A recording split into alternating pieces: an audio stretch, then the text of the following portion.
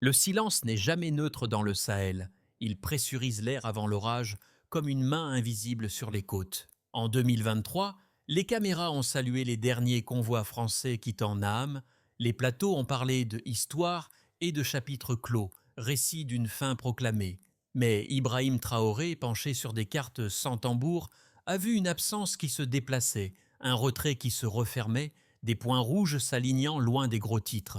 Alors, si l'Empire ne marche plus au pas et s'imprime en dossier, comment reconnaître qu'il revient? Et surtout, pour qui revient-il vraiment? Ils avaient annoncé une rupture, mais la géographie ne rompt pas si facilement. Les routes commerciales, les câbles de communication, les bases à bis rénovées tissent encore le même réseau d'influence. En apparence, tout semble nouveau. Logo, sigle, uniforme. Pourtant, sous les mots coopération, in ou stabilisation, l'empreinte demeure. Le pari d'Ibrahim Traoré n'est pas un cri contre l'Occident, c'est une équation de survie. Comment exister sans tutelle? Comment parler sans traduction imposée? Car la souveraineté ici ne se mesure pas à des drapeaux mais à la capacité d'agir sans permission. Le risque est immense, être isolé, étranglé économiquement, ou pire, redéfini par d'autres. Mais la promesse l'est plus encore, celle d'un continent qui apprend à se nommer lui-même. Et si la véritable indépendance ne commençait pas par la maîtrise du récit? 2 semaines après le retrait annoncé, les satellites civils ont détecté de nouveaux travaux à Parakou et à Abidjan. Officiellement, il s'agissait de centres de formation conjoints, mais les plans correspondaient à d'anciennes infrastructures militaires françaises. Le nombre d'employés locaux triplait, les budgets restaient européens. Mini-révélation, la présence ne s'effaçait pas, elle se reconfigurait. Dans les rapports, diplomatiques, on parlait d'un d'un partenariat renouvelé. Dans les marchés du Sahel, on parlait d'un cercle qui se refermait. Les cartes du ministère de la Défense à Paris présentaient ces sites comme des points neutres, tandis que les radios communautaires de Ouagadougou les reliaient entre eux, dessinant la forme d'un anneau. Et au centre, le mot stabilité était. Le mot stabilité servait de verrou sémantique. Ibrahim Traoré observait ce glissement de langage avec la lucidité d'un stratège. Pour lui, la guerre n'était plus celle des armes, mais celle des définitions. Quand une base devient un centre, la dépendance se déguise en assistance. Quand un instructeur se nomme conseiller, la hiérarchie change de nom, nom de nature. Entre 2023 et 2024, les chiffres de déploiement français affichaient une baisse de 40%. Pourtant, les drones sous drapeau européen couvraient une superficie 30% plus large. Paradoxe statistique ou continuité déguisée. Dans les cafés de Bamako, on commentait ces contradictions comme des matchs. Ils partent par la porte, reviennent par la fenêtre. Ce que la presse parisienne appelait modernisation, les populations du Sahel y voyaient un recyclage du contrôle. Car sur ce territoire brûlé de soleil, les chaînes les plus solides sont souvent celles qu'on ne voit plus. Et dans cette ombre de coopération, une idée nouvelle germait. La liberté ne se réclame pas, elle s'exerce. Dans une salle étroite de l'Académie militaire de Ouagadougou, les jeunes officiers écoutent un silence plus lourd que les discours. Sur le mur, une devise fraîchement peinte. Nous ne nous rebellons pas, nous nous souvenons. Ce souvenir, c'est leur boussole. Ils portent le visage d'un homme qui incarne une discipline plus qu'un mythe. Ibrahim Traoré. Sous son commandement, la communication de l'État s'est métamorphosée. Fini les déclarations de dépendance. Chaque conférence de presse devient un acte de narration souveraine. Dans ses interventions, le capitaine parle peu, mais chaque mot pèse comme un ordre de marche. Nous ne cherchons pas la guerre, répète-t-il, nous cherchons l'équilibre. Cette phrase, diffusée sur les radios rurales, a transformé la peur en vigilance. Les premiers effets se voient sur le terrain. Plus d'initiatives locales, moins d'attentes envers les aides étrangères. Dans les villages proches de Kaya, des groupements d'anciens soldats ont lancé leur propre programme de sécurité communautaire. À Bamako, des étudiants débattent de la notion d'autonomie stratégique. Ce mouvement reste fragile, encore dispersé, mais il change le regard collectif. L'État n'est plus une tour isolée, c'est un miroir du courage ordinaire. Alors, la question n'est plus de savoir qui conduit la résistance, mais comment elles s'enracinent dans la vie quotidienne. Tout a commencé dans la poussière de Naham, quand le dernier convoi français a disparu derrière un mur de vent. Ce départ, salué par les foules, fut interprété comme un soulagement. Mais dans les bureaux feutrés de Ouagadougou, Ibrahim Traoré lisait le vide autrement. Un retrait stratégique n'est jamais une fin, seulement un déplacement du centre de gravité. Les semaines suivantes, les signaux se multiplient entre Séguille. À Parakou, les bulldozers creusent des tranchants mondains et des tranchées sous contrat européen. À Abidjan, les hangars de l'ancien camp de l'opération Baron sont agrandis pour accueillir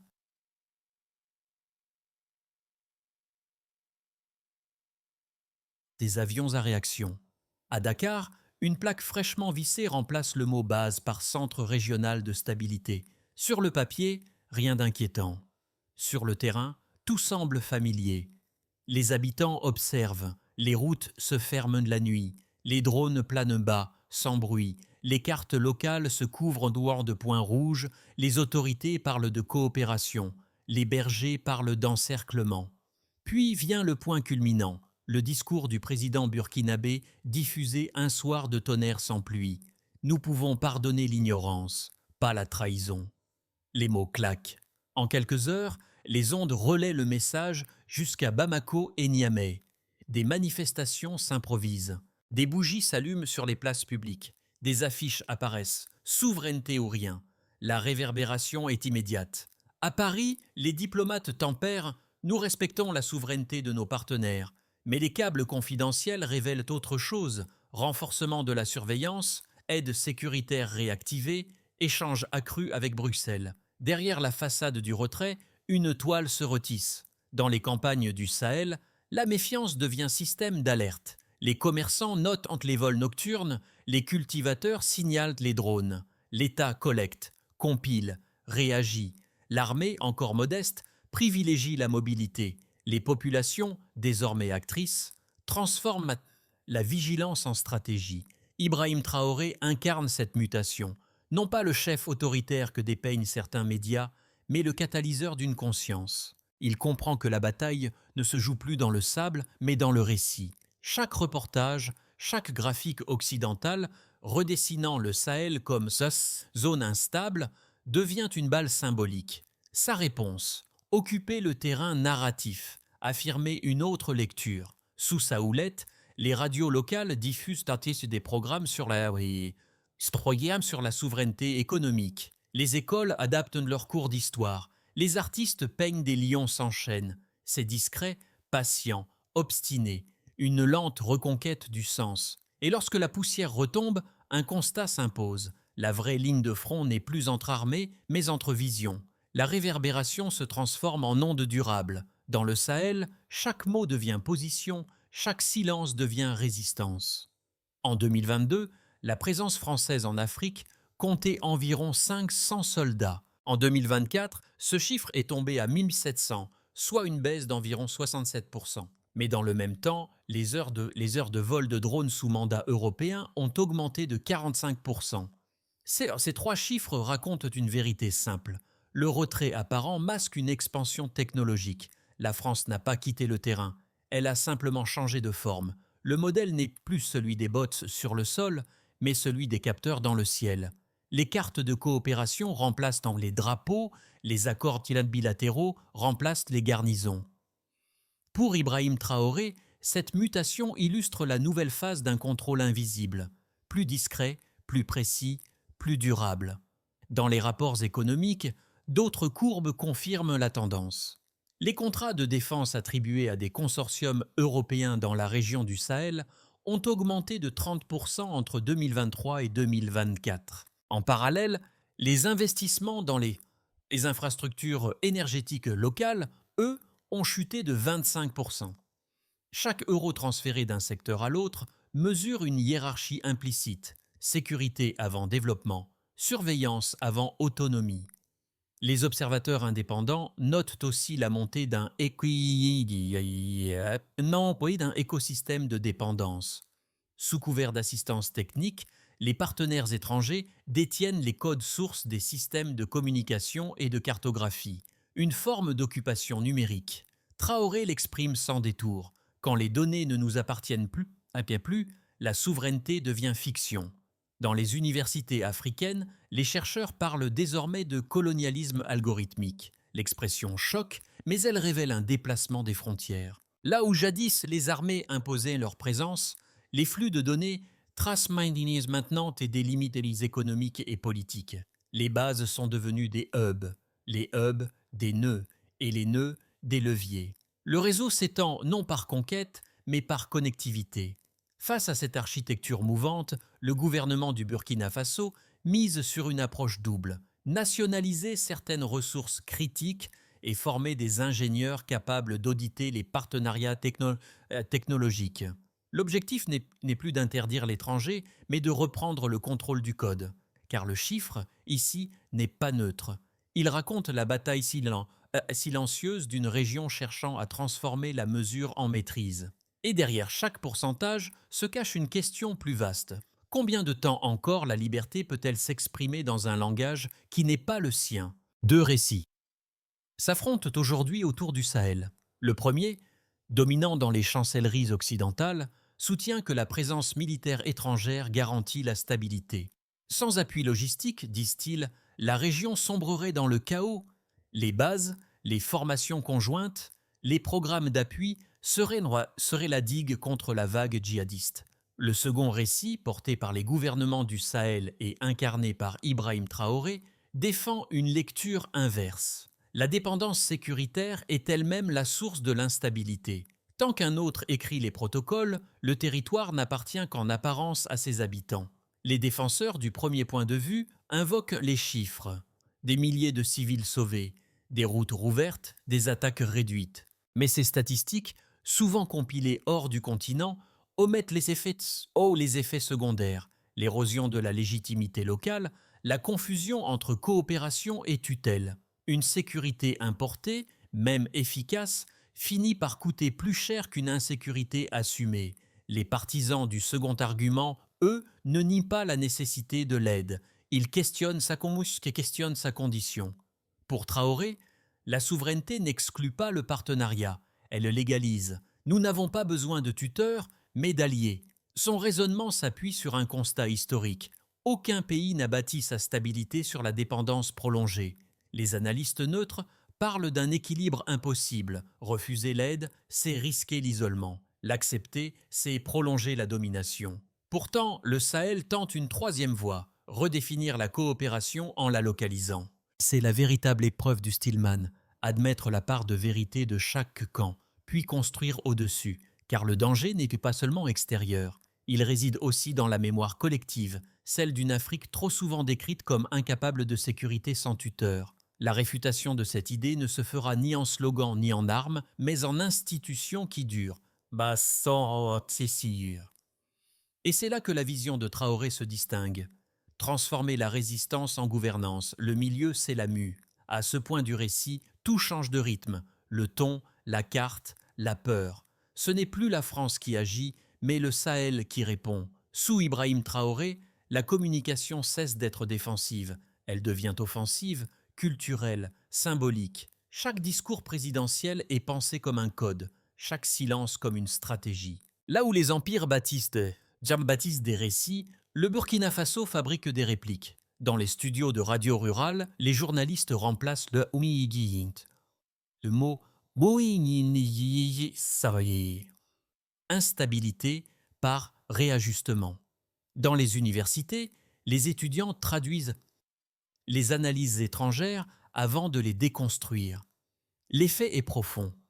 Le vocabulaire de la dépendance se retourne sur lui-même. Et pendant que les chancelleries cherchent encore à comprendre cette inversion, une autre ligne se déplace, celle du pouvoir narratif. Car désormais, celui qui nomme le monde le possède. Et si les mots deviennent armes, alors le silence, lui, devient résistance. Les effets du basculement se font sentir à tous les niveaux.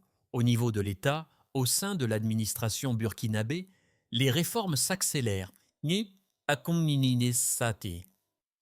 Les contrats miniers, autrefois gérés depuis Paris, sont renégociés à Ouagadougou. Les ministères, longtemps paralysés par la peur du manque d'aide, apprennent à agir sans attendre.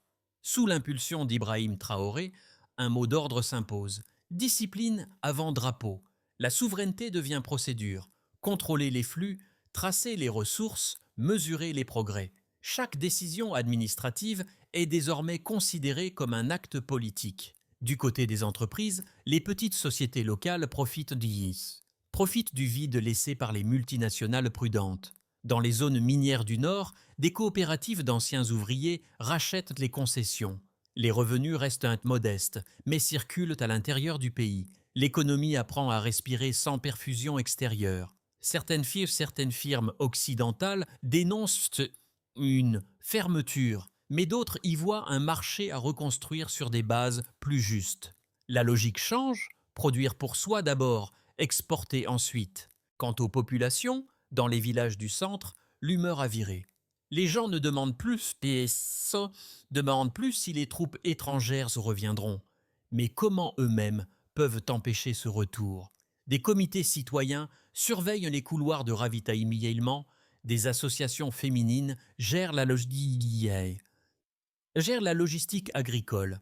Dans les écoles, on enseigne l'histoire contemporaine depuis la perspective africaine. Cette appropriation du récit transforme la colère en cohésion. Un vieil homme à Kaya le résume « Ils nous observaient, désormais, c'est nous qui les regardons ». Enfin, à l'échelle régionale, au-delà du Burkina Faso, la dynamique s'étend. Le Mali et le Niger, liés par l'Alliance du Sahel, synchronisent leurs politiques économiques. Ensemble, ils négocient de nouveaux accords énergétiques avec des partenaires non occidentaux. Le commerce interafricain augmente de 18% en un an. Chiffre modeste mais symbolique. À Bamako, on parle d'une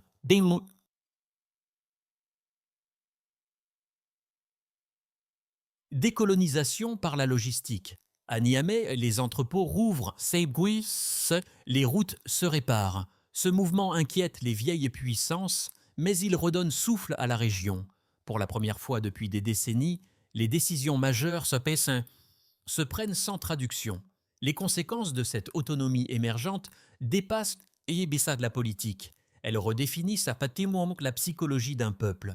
Quand un continent apprend à se nommer, il apprend aussi à se défendre. Et dans ce processus, Traoré n'apparaît plus seulement comme un chef d'État, mais comme un miroir collectif, celui d'une Afrique qui cesse de s'excuser d'exister. Dans la trajectoire la plus probable, le Burkina Faso poursuit la consolidation de son autonomie sans rupture majeure. Les alliances régionales se maintiennent. Les investissements se réorientent vers les infrastructures agricoles et énergétiques. La présence étrangère demeure sous surveillance mais sans confrontation ouverte. La stabilité reste précaire, fragile mais fonctionnelle. Ibrahim Traoré continue de privilégier la discipline et l'éducation civique. La priorité, bâtir un État qui se gouverne lui-même avant de chercher à gouverner les autres. Si les conditions les plus favorables se réalisent, les efforts de coordination entre le Niger, le Mali et le Burkina portent leurs fruits. Un corridor logistique sécurisé relie le Sahel à l'Atlantique via la Côte d'Ivoire. Les exportations régionales augmentent, la dépendance au financement européen diminue de 20%. Les coopératives minières locales obtiennent leur première certification internationale, symbole d'un savoir-faire reconnu. Les grandes puissances, face à l'unité inattendue du bloc sahélien, adoptent une attitude plus prudente et respectueuse. Dans ce scénario, le Sahel n'est plus un champ d'expérimentation géopolitique, mais un acteur à part entière. Mais si les vents tournent à l'inverse, les pressions économiques s'intensifient. Des sanctions financières ou administratives sont imposées sous prétexte de non-conformité démocratique. Les entreprises étrangères suspendent leurs contrats, les flux bancaires ralentissent, le chômage urbain grimpe, alimentant le mécontentement. Certains acteurs régionaux, plus fragiles politiquement, cèdent à la tentation d'un retour sous tutelle occidentale. Le risque n'est pas l'effondrement militaire, mais l'asphyxie silencieuse, un blocus sans mur. Dans ces trois trajectoires, une constante demeure. Le temps est devenu la véritable arme. La patience politique vaut plus que la puissance militaire. Le Sahel a compris que la souveraineté ne se gagne pas par proclamation, mais par persistance. Et si, au lieu de redouter le prochain choc, l'Afrique décidait enfin de maîtriser son rythme? Pour les citoyens du Sahel, cette histoire n'est pas un reportage, c'est une routine quotidienne faite de vigilance et d'endurance. Chaque jour, ils apprennent à lire entre les lignes des communiqués, à repérer ce qui manque autant que ce qui est dit. Dans les marchés de Waïgouya ou les écoles de Mopti, la souveraineté n'est plus un mot d'État, c'est un acte d'attention. Pour la diaspora, souvent écartelée entre nostalgie et scepticisme, le mouvement mené par Ibrahim Traoré suscite un mélange d'orgueil et d'inquiétude. Certains y voient la revanche d'une génération qui refuse d'être définie par autrui, d'autres craignent l'isolement. Mais tous reconnaissent la valeur symbolique d'un continent qui ose poser des limites. Le simple fait de nommer le pouvoir, c'est déjà commencer à le partager. Pour les observateurs étrangers, le moment appelle une écoute nouvelle. Comprendre le Sahel, ce n'est pas comptabiliser des bases ou des aides, c'est percevoir une mutation morale, celle d'un peuple qui transforme la méfiance en méthode. Un geste simple suffit à s'en inspirer, lire une source locale, apprendre un mot en langue mossi, interroger un récit sans le corriger. Car ce combat n'est pas seulement africain, il parle à quiconque cherche à exister dans un monde saturé de voix dominantes. Le Burkina Faso n'invite pas à la rupture, mais à la réinvention. Et dans ce miroir du Sud, chacun peut discerner sa propre lutte pour le droit d'être entendu. D'abord, il faut former pour comprendre. Le gouvernement burkinabé déploie un plan d'éducation civique axé sur la souveraineté. Dans chaque région, des enseignants formés aux nouvelles approches expliquent l'autonomie politique comme une discipline quotidienne. Payer l'impôt, protéger les données, participer aux décisions locales. Ensuite, produire pour durer devient essentiel. Le ministère de l'Énergie lance un programme de microcentrales solaires construites localement. Objectif, couvrir 40% des besoins ruraux avant fin 2026. Cette infrastructure, financée en partie par des fonds régionaux, sert de laboratoire d'indépendance technique. Puis, il s'agit de protéger sans dépendre. Sous la supervision directe d'Ibrahim Traoré, l'armée renforce ses unités mixtes civilo-militaires. Le principe, chaque opération extérieure doit intégrer un volet humanitaire. Cela réduit la distance symbolique entre forces et citoyens. Autre principe, relier plutôt que copier. Le Burkina Faso coordonne avec le Mali et le Niger une base de données communes sur les ressources minières et agricoles. Partager l'information devient un acte de puissance collective. Enfin, évaluer sans complaisance devient un devoir. Une cellule indépendante publiera chaque trimestre un rapport public sur les progrès et les dérives. La transparence devient l'arme la plus efficace contre la propagande, quelle qu'en soit l'origine. Ainsi, la feuille de route de Traoré n'est pas une proclamation, mais une méthode. Transformer la fierté en procédure et la vigilance en culture politique. Le soir, dans la même salle de l'académie où tout avait commencé, la lumière décline sur la devise peinte des mois plus tôt. Nous ne nous rebellons pas, nous nous souvenons. Autour d'Ibrahim Traoré, les jeunes officiers se tiennent debout, silencieux. Leur uniforme est sobre, leur visage tendu vers l'avenir. Rien d'héroïque, rien de théâtral, seulement une attention grave, celle de ceux qui savent que la liberté n'est pas un instant, mais un exercice. Dehors, le vent porte les échos des marchés, les rires mêlés aux radios, la rumeur d'un pays qui s'essaye à l'équilibre. Dans cette respiration, il n'y a plus de centre ni de périphérie, seulement un territoire qui s'écoute lui-même. Traoré ferme son carnet, lève les yeux, dit lentement « L'indépendance n'est pas un drapeau, c'est une discipline ». La phrase tombe comme une clé sur le métal. Elle ne conclut rien, elle ouvre. Dans les rues de Ouagadougou, les lampes vacillent, mais la voix persiste. Ce n'est plus un cri de défi, mais un souffle collectif. Les affiches de Sankara, de Lumumba et d'Ibrahim Traoré se côtoient comme des balises dans la nuit. Elles ne glorifient pas des hommes, mais une idée, la dignité comme devoir partagé. Sur les ondes, une présentatrice murmure « Peut-être que ce qu'ils appellent instabilité, c'est simplement le moment où l'Afrique apprend à respirer. » Le silence qui suit vaut manifeste, car l'histoire du Sahel n'appartient plus aux analystes ni aux chancelleries. Elle appartient à ceux qui, chaque jour, refusent la résignation Et vous, lecteurs, spectateurs, citoyens d'ailleurs ou d'ici, que faites-vous de votre propre souveraineté? La liberté n'est pas un spectacle à commenter, c'est un verbe à conjuguer. Le Sahel a choisi le présent. À chacun maintenant d'en écrire la suite.